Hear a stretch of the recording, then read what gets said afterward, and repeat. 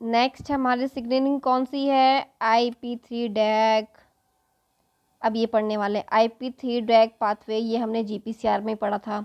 चलो GPCR से याद आया कि मैं फिर से एक्सप्लेन कर देती हूँ कि हम रिसेप्टर के बारे में पढ़ रहे थे कि हम जानते हैं कि सिग्नलिंग मॉलिक्यूल्स होते हैं, फिर वो जाके बाइंड करते हैं अपने अपने टारगेट ऑर्गन के रिसेप्टर पे, फिर वहाँ जाके वो रेस्पॉन्स शो करते हैं। ठीक है, उसमें हमने एक तरीके का रिसेप्टर पढ़ा था GPCR, ये पढ़ लिया था हमने। GPCR में क्या पढ़ा था, हमने पढ़ा था कैम्प पाथवे कि कौन कौन से सिग्नलिंग मॉलिक्यूल है वो भी पढ़ लिए थे जो कैम्प पाथवे फॉलो करते हैं। कौन कौन से सिग्नलिंग मॉलिक्यूल थे जो IP3 डैग पाथवे फॉलो करते हैं। देखो सेम टू सेम ऐसा का ऐसा ही होगा, बस नाम बदल दिया है। IP3 डैग पाथवे था। फिर हमने कोलेरा टॉक्सिन पढ़ा था कि कोलेरा टॉक्सिन जो कोलेरा कॉज करता है वो भी GPCR ये रिसेप्टर का यूज़ करता है।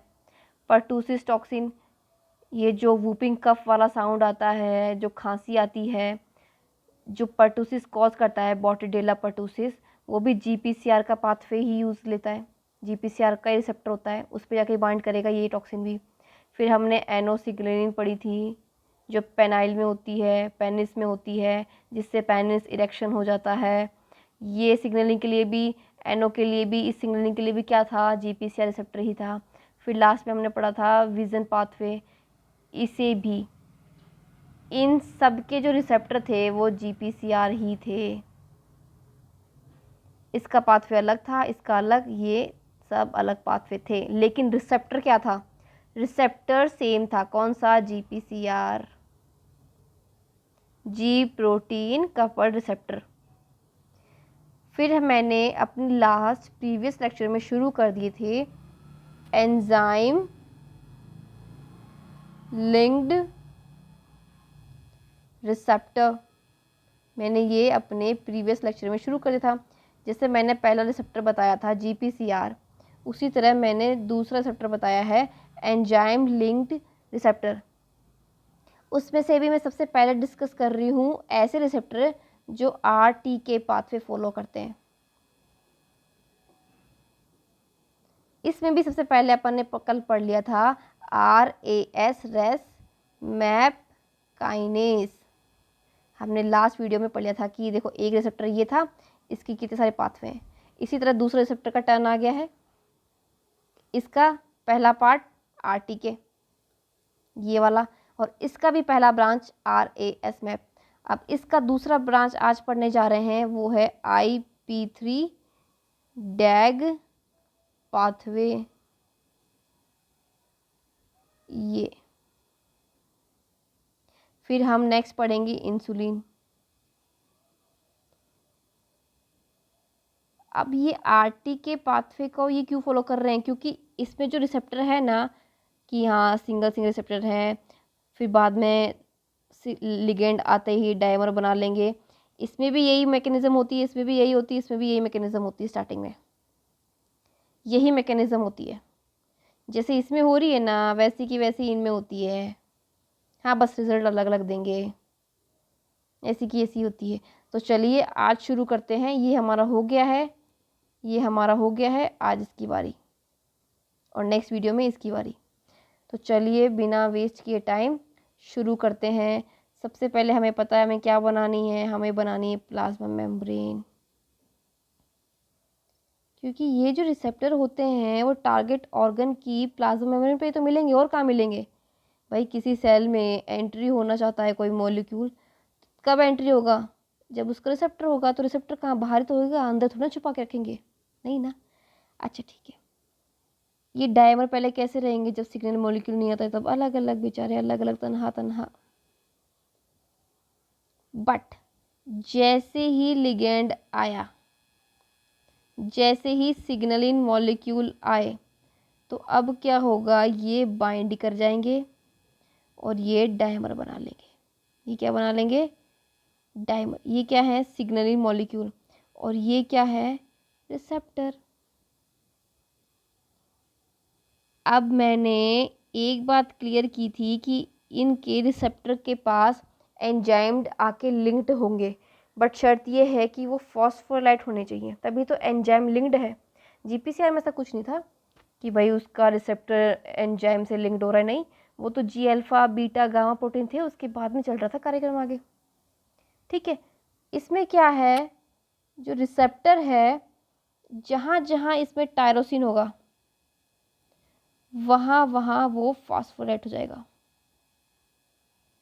अगर मैं यहाँ पे लिख दूँ P, तो आपको समझना होगा कि ज़रूर यहाँ पे टायरोसिन था, तभी, मतलब वही प्रोसेसर है जो हमने रास मैप में पढ़ा है, वही है, देखते जाओ। तो अगर मैंने लिख दिया यहाँ पे P, तो समझ जाना कि यहाँ पे कहीं ना कहीं टायरोसिन है, तभी यहाँ के फॉस्फोरेशन हुआ है। अब जैसे ही फॉस्फोराइलेशन हो जाता है, उसके बाद क्या होता है कि मौका मिल जाता है किसको, अडेप्टर प्रोटीन्स को, तो यहाँ के वो बाइंड हो जाते हैं। ये लो जी, ये कुछ डोमेन्स होते हैं, जैसे GRB2 था, अडेप्टर प्रोटीन था, तो इसके पास बाइंड करने के लिए डोमेन चाहिए इस फॉस्फेट से। ठीक है, चलो ये डोमेन आ गया, बट यहाँ पे GRB2 नहीं आएगा, यहाँ पे आएगा PLC गामा। इससे पहले जब हमने GPCR पढ़ा था ना, GPCR में IP3 डैग पाथवे, उसमें सिर्फ PLC ही था, बट यहाँ पे ये है, मतलब सिग्नलिंग थोड़ी सी अलग हो जाएगी। ये क्या करेगा आगे जाके, ये क्या करेगा, जो PIP2 है, फॉस्फोइनोसिटोल, ये है, इसके साथ क्या करेगा, इसको ब्रेक डाउन कर देगा, किसमें, एक पोर्शन हो जाएगा इसका डैग और एक पोर्शन हो जाएगा इसका IP3।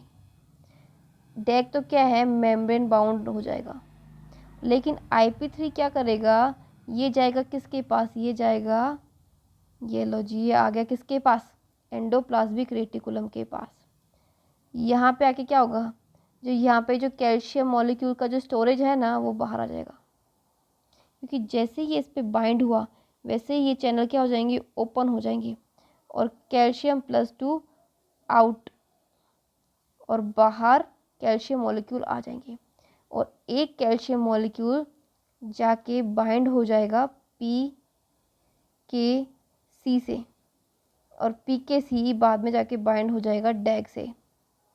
तो डैग प्लस PKC ये आगे फर्दर रेस्पॉन्स देंगे। तो अब आई इस बात समझ में कि ये किस लिए हो रहा है। जैसे मैंने राइस मैप का बताया था कि सर्वाइवल, सेल के सर्वाइवल के लिए होता है वो, ठीक है, सेल के प्रोलिफरेशन के लिए होता है, तो ये भी तो किसी न किसी वजह से होता होगा। सेम यही भी सेलुलर ग्रोथ के लिए ही होता है। कोई एक सिग्नलिंग मिलके थोड़ी ना इतनी पूरी बॉडी में ग्रोथ करवा देगी।